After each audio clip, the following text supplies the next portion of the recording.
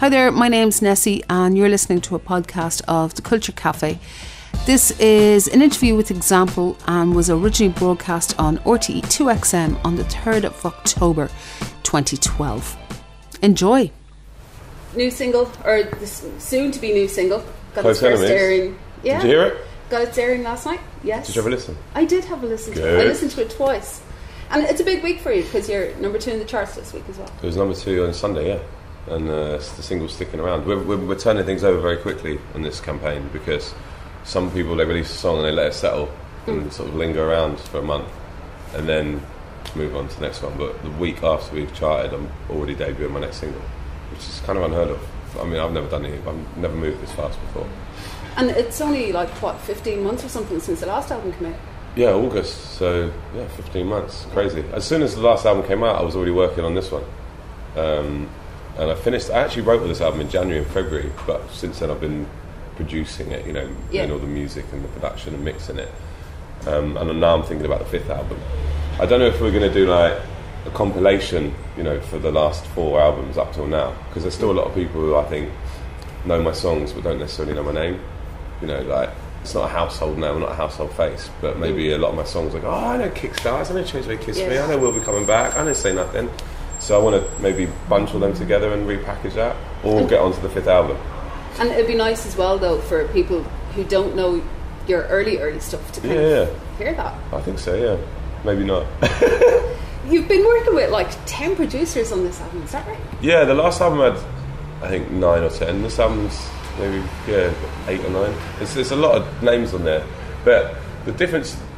This album is the last album. I was sent beats. So I'd be sent a beat, I'd write to it, and then we'd finish it. Whereas this album, we started everything with a guitar. Okay. Old-fashioned, And is it true you were listening John Lennon, to Paul McCartney? Sabian? I've been listening to everyone. I mean, it's not going to sound anything like Sabian. It's not going to sound anything like Nirvana or Metallica. But these are all bands my favourite bands that I've referenced.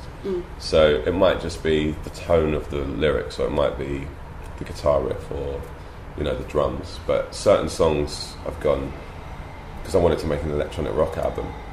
So the intro song, I've gone, right, let's reference Marilyn Manson and Metallica.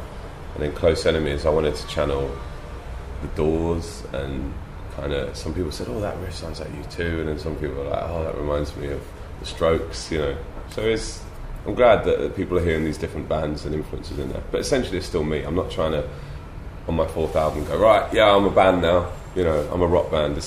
I love rock bands. It is music, it is what it is. Yeah, and people change, and is it not natural then that your music would change with you? Well, yeah, I mean, someone wrote the other day, on Facebook. I mean, I read my Facebook and Twitter all the time because I'm interested in what my fans think, and it's kind of like market research. People used to have to go and do market research. Now you can just have Twitter. It's amazing.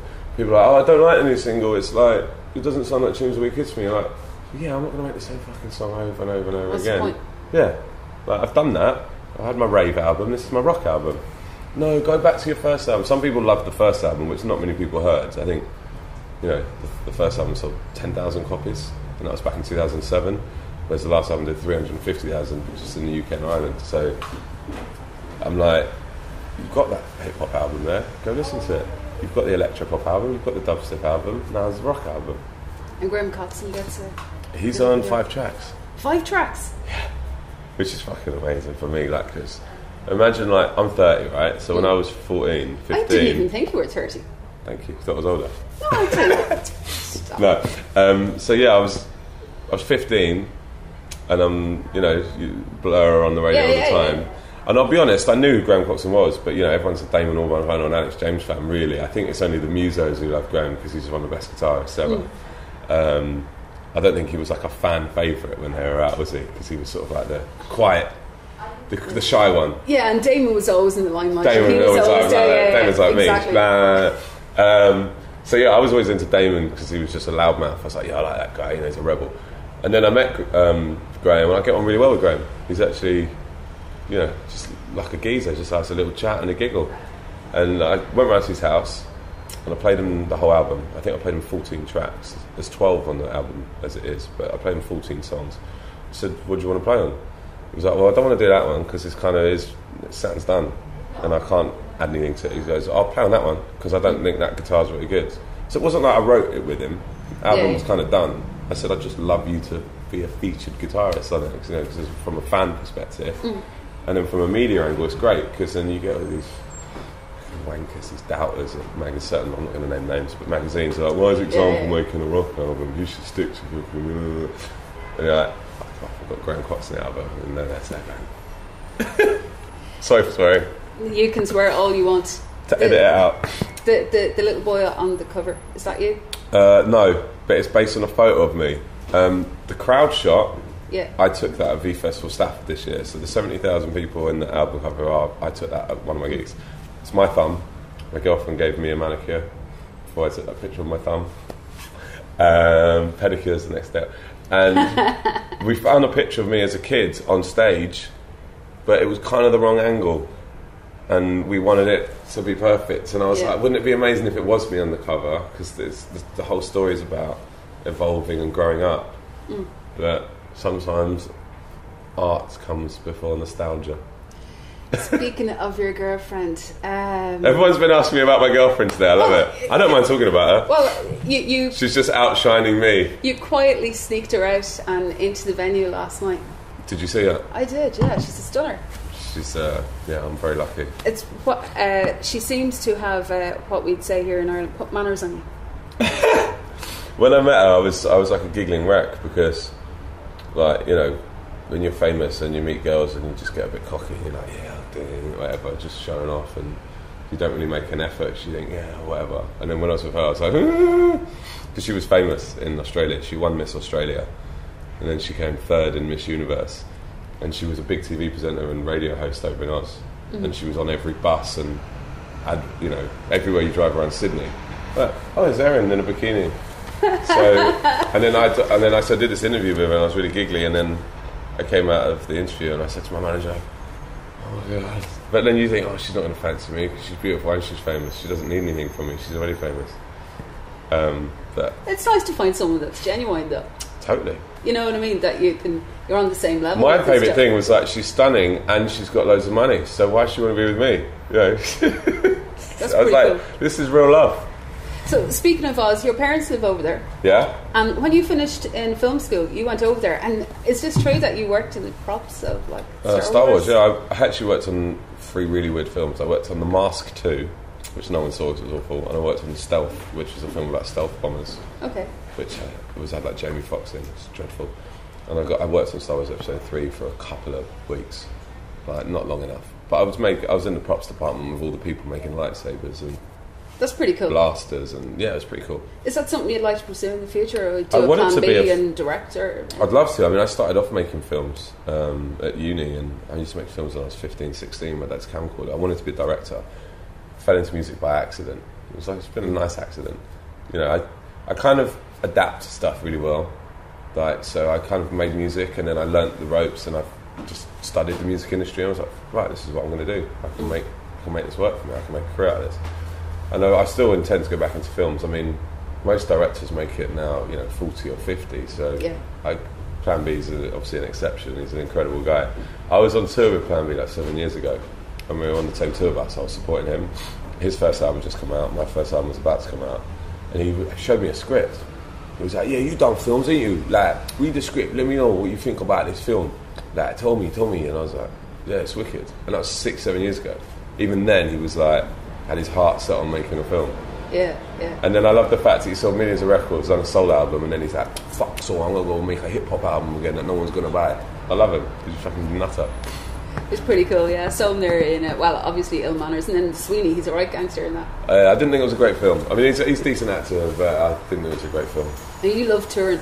I was astonished during the week. I saw somewhere where you actually kind of, roughly know how many flights you've been on the past 3 months. Well, yeah, I'm obsessed with stats and all that numbers. So I just say to my tour manager, "How many flights have you done?" He's like, "Do you really want me to go through the diary and work it out?" I was like, "Yes, please." He's like, "Right, you've done 48 gigs and 65 flights in 8 weeks." I was like, "Cool, I'm going to put that into interviews and people will think I work hard." Yeah, but now you're after messing up your ankles, aren't you? My Achilles, yeah. I only started walking again like a week ago, properly. Like, I was like hobbling around the house with my feet in splints, putting my feet in a bucket of ice like 5 times a day. And I just started jogging slowly the other day, so I'm nearly back to my old bouncing self. And now you're off to, isn't it South Africa, and you're off to the States as well? South Africa, Dubai, India. I've got a gig in India. Okay, no, I don't know what. Other than having dysentery, I don't know really else what I'm going to get in India. It's pretty cool though, going to places that you've cool. never...